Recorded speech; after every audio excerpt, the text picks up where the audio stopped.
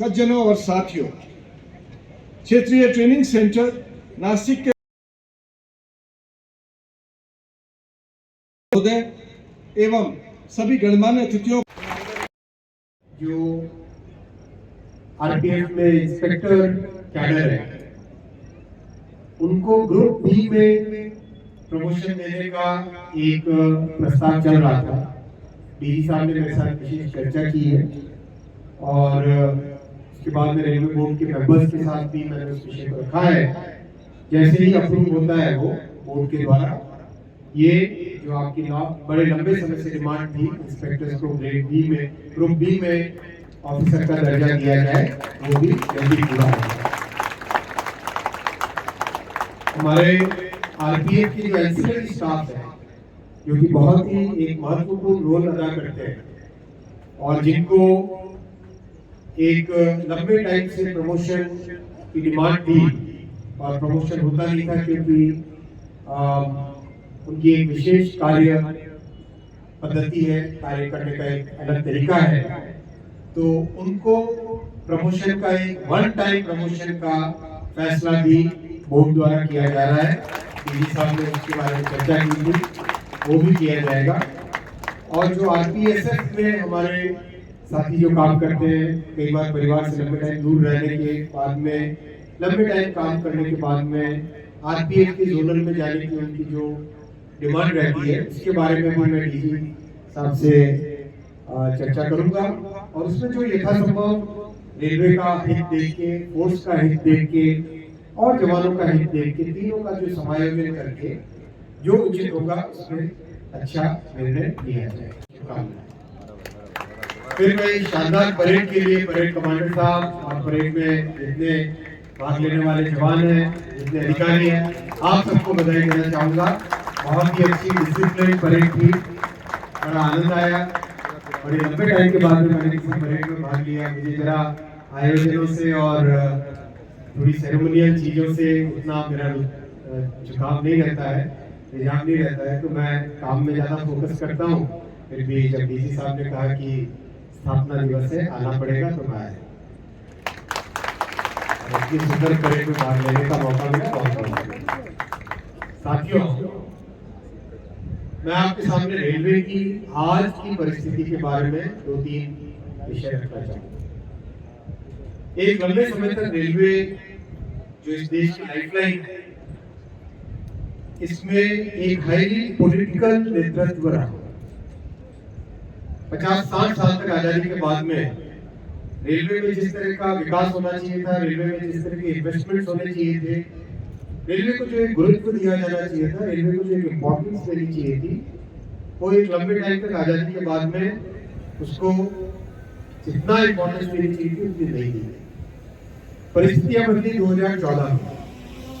2014 में प्रधानमंत्री श्री नरेंद्र मोदी जी ने नेतृत्व संभालने के तुरंत बाद में one of the first things he did was railway के कंप्लीट ट्रांसफॉर्मेशन का एक पूरा प्लान बनाया और उसमें जो इन्वेस्टमेंट चाहिए था, हर तरह से टेक्नोलॉजी का investment, financial investment, man power में जिस तरह से ट्रेनिंग की कैपेसिटी बढ़ानी हो, उन सब के ऊपर एक बहुत विशेष ध्यान देके एक मेथोडिकल वे में, बहुत सिस्टमेटिक तरीके से रेलवे में कई तरह के नए सुधार जो रेलवे पाई के लिए तरसती थी, आज मोदी जी उसे 2.5 लाख करोड़ का रेलवे का बजट आवंटन करते हैं।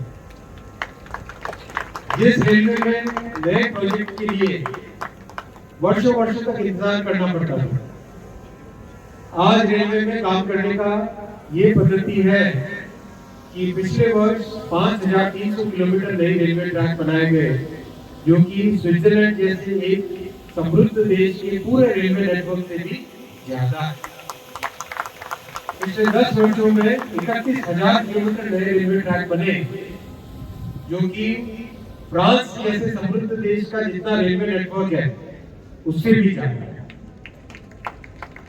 जो 60 वर्षों में आजादी के बाद में 20,000 किलोमीटर रेलवे का विद्युतीकरण हुआ था, इलेक्ट्रिफिकेशन हुआ था, इन 10 वर्षों में 40,000 किलोमीटर विद्युतीकरण। रेलवे का एक पूरा नया स्वरूप उभर के आएगा। हम सब सौभाग्यवान हैं कि हम सब उस समय रेलवे की सेवा में हैं, जो कि रेलवे का एक बहुत ही बड़ा परिवर्तन वाला पीरियड है। और इसमें हमें जो भी भ्रम फैलाने वाली शक्तियां हैं, उन भ्रम फैलाने वाली शक्तियों से सावधान रहना चाहिए। एक लगातार बार बार एक वर्ग है जो भ्रम फैलाता है कि रेलवे का प्राइवेटाइजेशन हो जाए, कि रेलवे को किसी को प्राइवेट पार्टी को दे दिया जाए। मैं आपके सामने बहुत स्पष्ट तौर पे कहना चाहता हूं, जो मैंने पार्लियामेंट में कहा है, रेलवे के प्राइवेटाइजेशन का कोई प्रश्न नहीं। रेलवे देश की सेवा के लिए है। रेलवे गरीब से गरीब परिवार को एक सुगम सुविधा देने के लिए है।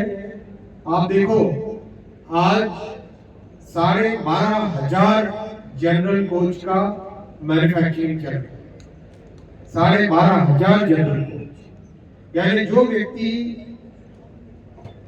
1,000 किलोमीटर से ज्यादा की यात्रा 400 रुपए से भी कम कीमत में कर सके, वैसी व्यवस्था रेलवे की तरफ से हो।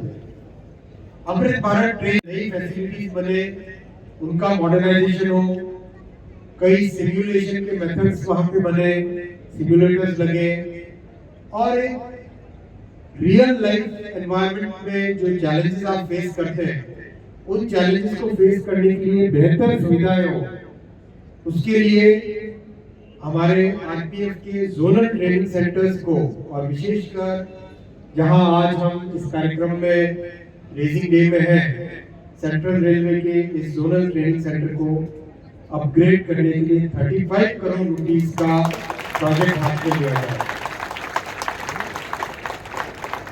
मैं आप सब उपस्थित अधिकारियों से और जवानों से आप सबसे निवेदन करूंगा, आप सब इसकी प्लानिंग करें, मिलकर प्लानिंग करें, और इंक्लूसिव बहुत ध्यान रखें, विशेष ध्यान रखें।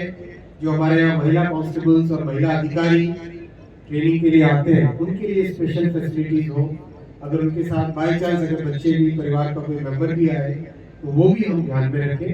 वैसी सेंसिटिविटी, वैसी संवेदना हमारे मन में हमेशा हो बहनों के प्रति, वो मैं डीजी साहब से और आईजी साहब से विशेष निवेदन करूंगा। जो हमारे dog RPF dog zonal training centre है तमिलनाडु में, पुदनूर में, उसके लिए भी एक विशेष प्रोजेक्ट बनाया जा रहा है। वो प्रोजेक्ट करीब 5.5 करोड़ रुपए का है। वो भी जैसे ही प्रोजेक्ट बनता है, अप्रूवल करके उसको भी मॉडर्नाइज करना, उससे डबल काम 10 वर्ष में।